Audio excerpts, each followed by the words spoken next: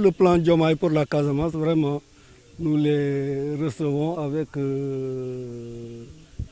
à bras ouverts et nous sommes vraiment contents de cet appui. ICO a fait 11 maisons, et 4 chambres, dont 4 chambres et une cuisine. Ouais, ouais, chaque maison. Et un couloir vraiment qui pourra contenir toute une famille. ICO aussi nous a donné deux mini-forages, dont l'un est là et l'autre est dans l'autre quartier. L'urgence à Djigoudjer, l'eau ne suffit pas. Ouais, on a du mal à utiliser suffisamment d'eau.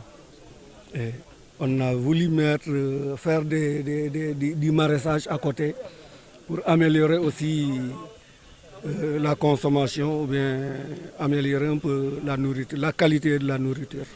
Ouais. Mais on a du mal à utiliser cette eau. Quand ça ne suffit pas pour boire, alors on ne peut pas l'utiliser encore pour d'autres choses. Voilà. Bon, il y a l'eau, mais il y a aussi, nous vivons difficilement aussi. Oui.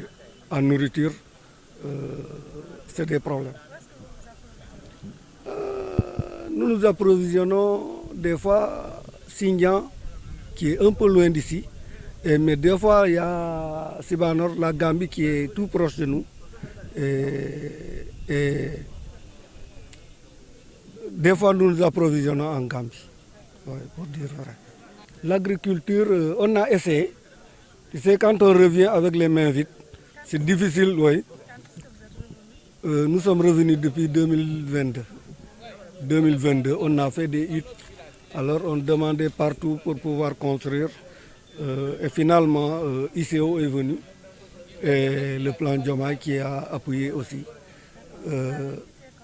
Nous avons quitté 2006, précisément le 9 août 2006. Au déminage, oui, ils sont venus. Ils sont venus, ils ont fait des...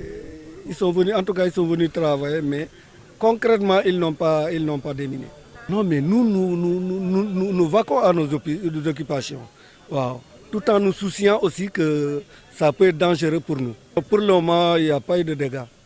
Bon, en se disant la vérité, tout le monde connaît très bien que ce village-là, ce qui était ici, on doit le déminer pour la sécurité de cette population.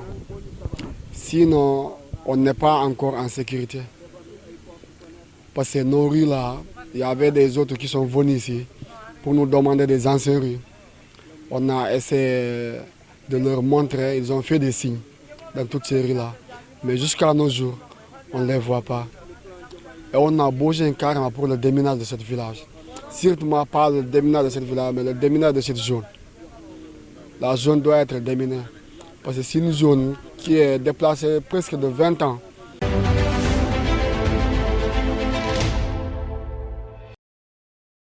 Dans Katinoro Kayagor, il y a 5 quartiers.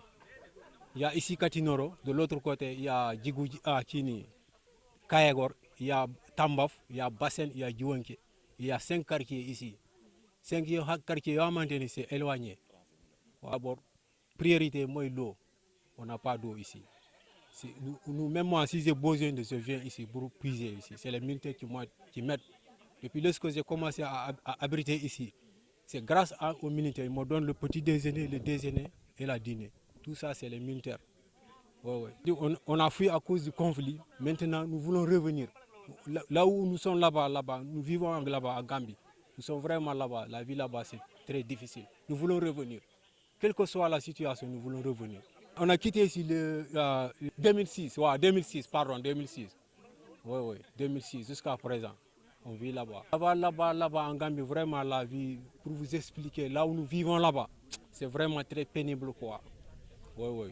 On n'a pas de place pour cultiver, on loge comme des locataires là-bas. Vraiment, c'est très difficile. C'est très dur, vraiment.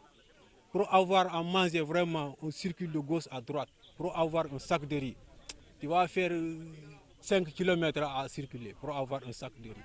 Actuellement, en tant que chef de village, j'ai pris même le risque de venir ici. C'est là où j'habite ici. Même si je meurs ici, Dieu merci, C'est ici ce que j'habite. Oui, oui. Et puis là où j'ai constaté, il n'y a pas de problème maintenant. Tout est fini maintenant. Nous voulons revenir.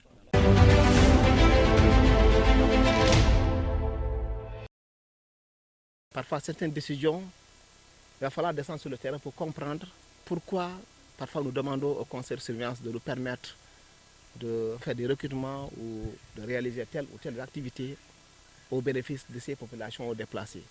Vous avez vu déjà en Madiayam l'état dans lequel se trouve ce village. Vous avez été à Djibouti pour voir également toute la joie de ces gens à retrouver des maisons décentes, des constructions toutes neuves. Vous avez été à Diokado pour voir également toute la joie de ces populations de pouvoir bénéficier de ces infrastructures importantes, notamment une infrastructure de santé qui va leur permettre de pouvoir bénéficier comment de soins de santé de qualité et ne pas se rendre en Gambie pour bénéficier de tels services. Donc c'est tout cela aujourd'hui qui me réjouit et l'objectif de cette visite, comme je l'ai dit tantôt, est de permettre à nos conseillers de pouvoir se confronter à la réalité du terrain afin de pouvoir également leur permettre de prendre les meilleures décisions au bénéfice de l'agence que je dirige. Mais notre rôle également, c'est de permettre à ces structures de pouvoir investir en Casamance, de pouvoir dérouler des activités en tenant compte de l'équité sociale, en tenant compte également de la disparité régionale, parce que parfois on investit plus à Ziguinchor qu'à Kolda, ou plus à Kolda qu'à Sédhiou, ou plus à Sédhiou qu'à Ziguinchor. Jouer cette fonction de péréquation pour dire aux uns, allez ici, les autres, investissez ici, et éviter surtout les doublons. Éviter également la cacophonie et vraiment le chevauchement dans les interventions. Et investir en ayant les meilleurs choix, en ayant également une rationalisation dans les moyens qui sont limités que l'État met à la disposition de ces programmes et ces projets. Si, par exemple, pour deux structures, du point de vue santé, une structure va mettre en place, construire un poste santé, alors que peut-être à 2 ou 3 km, une autre construit encore un poste santé, il va s'en dire que ce besoin peut-être est plus important dans une autre localité plutôt que celle-là. Donc nous, agences, on les permet de pouvoir discuter, de pouvoir interagir et de pouvoir faire des choix judicieux. Et tout cela, bien entendu, sous la présidence également du gouverneur, qui sont les présidents des comités de pilotage mis en place aussi bien à Ziguinchor, à Kolda qu'à Sédhiou. L'agence occupe le secrétaire général et l'agence anime ces comités pour obliger les uns et les autres à intervenir.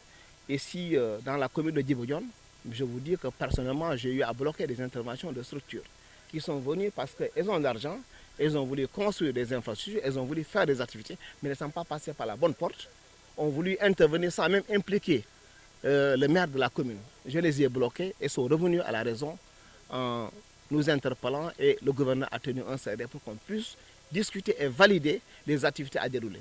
Il est arrivé qu'on délocalise même certaines activités qui étaient programmées dans un endroit pour l'amener dans une autre localité qui n'a rien à voir avec cette zone. C'est ça un peu le rôle de l'agence en tant que tel. Bien entendu également, dans nos activités phares, la mise en œuvre du plan Diomaye pour la Casamance. Donc c'est vraiment la principale activité en tant que telle et la mission principale qu'on a confiée à l'agence. Le plan Diomaye pour la Casamance qui est un plan de montant de 53 milliards de francs CFA et qui concerne et qui engage des sectoriels à développer des activités au profit des personnes déplacées afin d'accompagner ces gens ici à retourner dans le village et afin également de permettre à ces villages qui avaient fui du fait du conflit, soit pour se réfugier en Gambie ou soit en Guinée-Bissau, de revenir aujourd'hui et de reprendre les activités au grand bénéfice de tout le monde. Il faut retenir qu'il y a une bonne dynamique quand même, soit vraiment pour Djibi John, qui a été le point de départ de tout ce que nous faisons. Aujourd'hui, si nous parlons de plan Diomaye pour la Casamance, le départ a été ici. C'est ici qu'on a visité les maisons en ruine, visité vraiment les infrastructures délabrées, échanger avec les populations qui sont venues de la Gambie pour pouvoir assister à ces rencontres. Et c'est de là que c'est parti. Le cri de cœur de ces populations a été entendu par l'autorité et qui a donné des instructions afin qu'un conseil intermédiaire spécial soit tenu pour prendre en bras de compte cette question lancinante des personnes déplacées en Casamance. La question du déménage le déménage est un sujet confié au CNAMS, pas à l'ANDAC. Et depuis fin octobre, Handicap International ou Humanité et Inclusion a arrêté ses activités. Donc il n'y a plus de déménage en ce moment en Casamance. Qu'est-ce qui le justifie? Le manque de financement de ces structures. Qu'est-ce qui le justifie également? Peut-être la lenteur dans la mise en place de ces projets et programmes spécifiquement dédiés au déménage, qui est une question lancinante. Parce qu'aujourd'hui, certains villages ne peuvent pas retourner tant que la question du déménage, tant que les terres polluées par des mines ne sont pas quand même libérées. C'est le cas de Santiago Maja, qui n'est pas encore revenu. C'est le cas également d'autres villages dans la commune de Niassia. Donc, mais j'ose espérer qu'avec la venue de son Excellence le Président de la République, en Casamance, cette question sera abordée et Inch'Allah, donc, des mesures idoines seront prises pour relancer ce processus de déménage.